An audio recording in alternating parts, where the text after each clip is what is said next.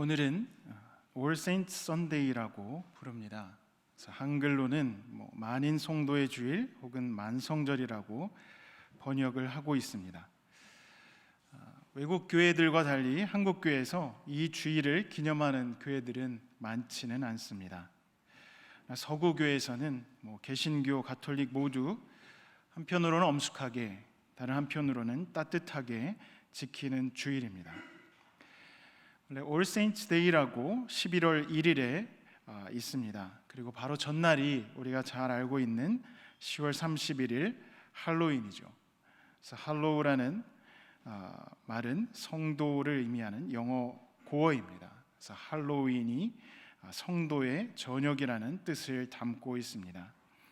잘 아시듯이 유대인들은 하루를 아침이 아닌 저녁부터 시작되는 것으로 이해했기 때문에 하나님께서 창조 때 저녁이 되고 아침이 되니 이렇게 표현을 했기 때문에 성도의 저녁, 그때 10월 30일 저녁에 드린 예배, 그게 11월 1일 All Saints Day라고 생각할 수 있을 텐데, 하루 계산이 달라지다 보니 할로윈, 만인 성도의 날 이렇게 차이가 나게 됐습니다.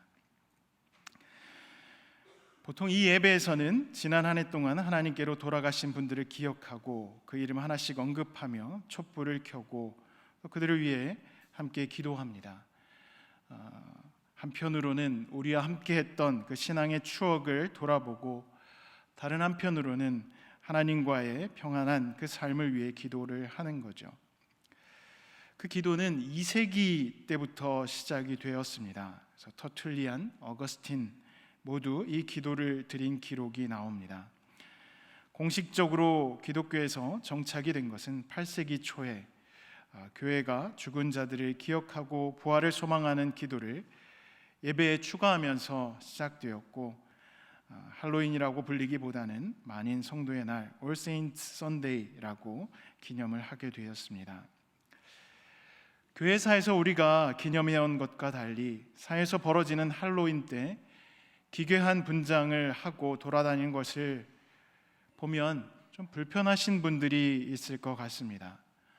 그래서 외국에서 수입된 것이니까 우리 것이 아니여 하며 배척하는 분들도 얘기도 들었습니다.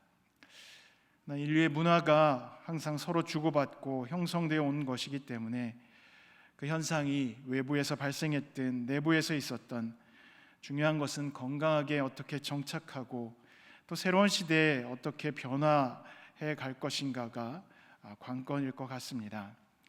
특별히 우리 그리스도인들은 그 의미를 신앙적으로 받아들이고 또 신앙적 성숙을 위한 기회를 삼는 그런 계기가 되면 좋겠습니다. 이 할로윈 기괴한 분장은 셀틱 전통의 죽음과 삶의 경계를 기념하는 거기에서 나왔습니다. 이 흉측한 분장을 신앙적으로 이해해 본다면 우리가 하나님의 심판대 앞에서 죄와 허물로 죽을 수밖에 없고 보잘것없고 또 아름답지 못하고 죄로 인해 망가질 대로 망가진 그런 불쌍하고 연약한 그 존재임을 드러내 보인다고 생각할 수 있을 겁니다. 다시 말해서 무섭고 감추고 싶고 망측한 모습은 죄 가운데 있는 우리의 모습, 흉측한 가면과 분장이 어떻게 생각하면 우리 안에 있는 그 하이드와 같은 모습을 밖으로 드러내고 있는 것 아닐까, 그래서 고백하는 것이 아닐까 생각을 해봅니다. 물론 그 모습이 우리의 전부라면 이 축제를 지켜야 할 이유가 되지 못합니다. 그러나 그 어두운 밤을 그리스도와 함께 통과하면 우리는 이 All Saints Day가 얘기하고 있는 이 Saints, 성도가 됩니다. 거룩한 무리라는 뜻이죠. 그리스도를 통해 이 만인 성도의 날을 기뻐하고 받아들일 수 있고, 또 주님의 품 안에서 오직 그리스도 안에서 우리는 우리 자신을 회복할 수 있습니다. 세례를 받고 그리스도의 사랑과 용서로 우리는 새로운 존재, 새로운 피조물, 거룩한 존재, 성도가 됩니다. 그래서 바울은 고린도전서 1장 2절에서 그리스도 예수 안에서 거룩해지고 성도로 부르심을 받은 여러분, 이렇게 부르고 있습니다. 지난 한 해 동안 우리와 함께 신앙생활을 했던 분들과 또 교우님들의 가족 중에 육신으로 우리를 떠나간 분들이 많이 있습니다. 오늘 그분들을 호명하지 않겠지만 아마 사랑하는 이들을 떠나보내 마음이 많이 아프셨을 겁니다. 육신으로 우리와 누구도 영원까지 함께 알 수 없는 건 알지만 그래도 사랑하는 이들이 떠나면 공허함과 아쉬움이 남습니다. 그러나 성도의 교제 가운데 그들 모두 우리와 하나님 안에 함께 하나 된 존재임을 기억하면서 위로를 받으실 수 있길 바랍니다. 2주 전에 저도 제 친할머니 장례를 치르고 왔습니다. 거의 100세 가까이 사셨고 큰 지병 없이 평안히 소천을 하셨습니다. 그래서 입관을 하기 전에 마지막으로 할머니 모습을 비웠습니다. 평소와 다름없이 가지런히 누워 계시는데 이 숨만 쉬지 않으시더라고요. 다른 거 다 똑같은데 호흡만 없었습니다. 이 호흡 유무만 빼면 할머니와 저는 크게 다르지 않겠다 생각을 했습니다. 자리에서 할머니께 먼저 하나님 나라에 가시라고 하고 나중에 거기서 뵐 것을 기약하며 마지막 인사를 드렸습니다. 그 자리에 서서 많은 생각을 했습니다. 결국 우리 모두 그 마지막 순간과 삶과 죽음의 경계에 서게 될 텐데 지금 내 삶과 이 모든 것은 뭐가 어떻게 다른가? 인생의 마지막 경계에 서기까지 나는 그 경계에만 적용되는 삶을 살아가고 있는 건가? 아니면 그 경계를 넘어서는 그 신앙과 부활과 그 가치를 가지고 살아가고 있는 건가? 늘 가지고 사는 질문이지만 그 자리에서 더 깊이 묻게 되었습니다. 누구나 묻게 되는 질문이고 그리고 이 실존적인 질문을 우리 신앙적인 절기로 만든 것이 할로윈과 올 세인트 선데이라는 생각이 듭니다. 이 땅에서 모든 것을 소유하고 지배하고 자랑하는 것이 얼마나 부끄러운 일인지를 기괴한 치장으로 되새기고 그 과시가 부끄러운 자아성에 불과한다는 것을 느끼게 하고 결국 우리가 가야 할 길은 성도의 길이고 거룩한 삶임을 분명하게 가르쳐주는 것이 이 올 세인트 선데이입니다. 그 절기를 생각하면서 오늘 말씀을 살펴보려고 합니다. 오늘 마태복음의 본문은 물론 직접적으로 이 올 세인트 데이와 관련되지는 않습니다. 그러나 예수님께서 그토록 싫어하셨던 허영심, 위선, 오만함 이런 것들을 생각하면 할로윈과 너무도 잘 연결이 됩니다. 우리가 우리를 감추기 위해 쓰는 가면과 같은 그 위선과 오만함은 우리가 할로윈에 눈살을 찌푸리게 하는 바로 그 모습일 수 있고 또 그 모습이기 때문입니다. 마태복음 23장에서 예수님께서는 율법학자들과 바리새인들을 그 어느 복음서보다 혹독하게 비판을 하십니다. 우리가 오늘 읽은 본문에는 나오지 않지만 그 다음부터 나오는 예수님의 말씀은 거의 욕과 다름 없습니다. 바리새인 사람들을 지옥의 자식으로 만들고 그들은 눈먼 인도자들이며 회칠한 무덤이고 뱀들 그리고 독사의 새끼들이라고 거의 필터링 없이 이 바리새인들을 책망을 합니다. 듣기 민망한 표현입니다. 그러나 예수님께서 위선을 얼마나 역겨워하셨는지를 뜨끔할 정도로 느끼게 되는 그러한 구절입니다. 예수님 사시던 시대 1세기에는 이 팔레스타인의 유대교의 대표적인 4개 종파가 있었다는 것 잘 아실 겁니다. 바리새파, 사두개파, 에스네파, 젤로파. 그 모든 유대교 대표적인 종파들 중에 이 4종파들이 있었는데 주 70년이 되면 다 사라지고 바리새파만이 남습니다. 아마 이 바리새파만이 살아남아서 그렇게 교만했을까 하는 생각도 해보게 되는데 그들은 모든 삶의 영역에서 모세의 율법을 지키는 것을 강조했고 나름 율법에 충실하게 살아가던 사람들이었습니다. 그들이 바리새파라는 이름으로 시작되게 된 것은 여러 가지 어원이 있지만 아마도 주전 2세기 마카비 전쟁에서 그들을 압제에 대항하면서 생겨난 것으로 추측합니다. 그들은 자유와 독립을 위해서 싸웠고 그리고 결국은 분리주의자들이 되어버렸습니다. 바리새파라는 단어가 분리, 구별이라는 뜻이기도 합니다. 그래서 그들은 분리하고 구별하는 일에 아주 집중을 했습니다. 그들이 갖고 있는 율법의 3분의 2가 이 식탁 교제에 관한 규정입니다. 음식을 어떻게 정결하게 준비해야 되고 보관해야 되고 농작물을 자라게 하고 11조를 해야 되는지 아주 엄격하게 규정합니다. 그리고 세밀하게 그 규정을 가지고 다른 이들과 우리가 어떻게 다른지를 구별해 왔고 율법을 강조하고 또 모세의 율법이다 보니 모세의 권위를 갖고 그 일들을 선포하고 또 주관하고 싶어 했습니다. 그래서 율법학자들과 바리새파 사람들은 모세의 자리에 앉았다고 합니다. 그리고 고고학적 증거에 따르면 당시 연단 위에 대리석 의자가 있었고 다시 말해 공식적인 자리에 모세의 자리가 있었다고 합니다. 율법의 수여자고 또 유대교의 가장 중요한 인물인 모세와 유사한 권위를 가진 율법의 교사 해석자들로 스스로를 자기 자리매김했습니다. 율법을 예수님도 존중하고 완성하기 했다고 오셨죠. 그래서 율법 자체가 문제가 아니었던 것 같습니다. 문제는 이 율법을 가지고 바리새인들이 자신의 권위를 오용을 합니다. 하나님께 영광을 돌린다고 하면서 실제로는 자신을 과대 포장하는 데 몰입을 합니다.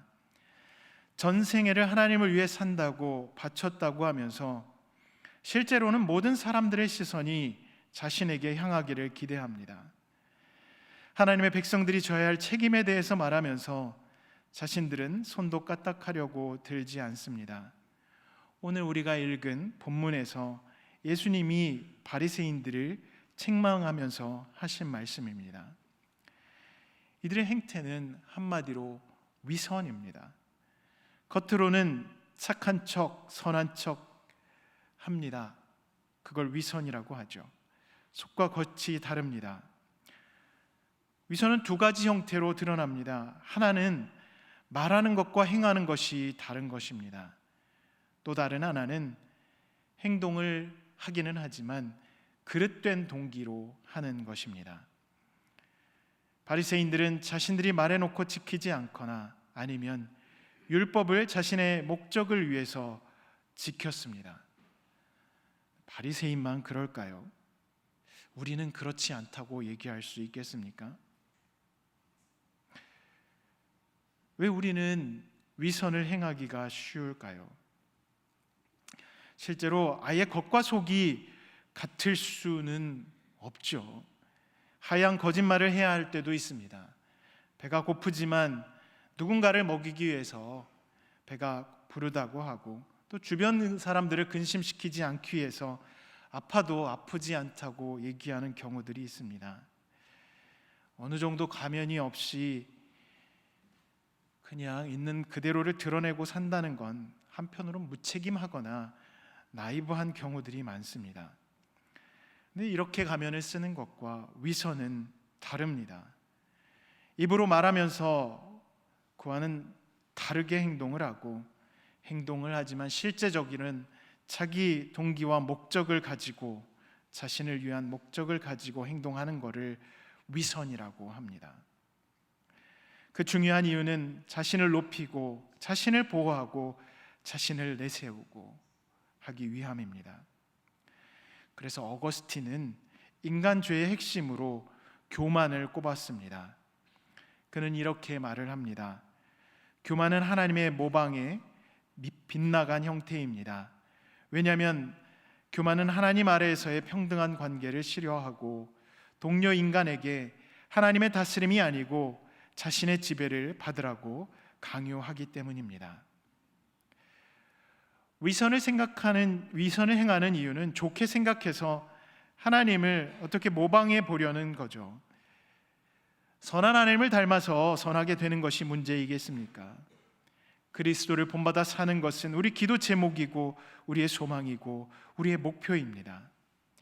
문제는 그리스도를 본받고 하나님의 선하심을 닮아가는데 거기에 우리의 교만이 걸림돌이 되고 빠지지 않고 중요한 역할을 하기 때문입니다.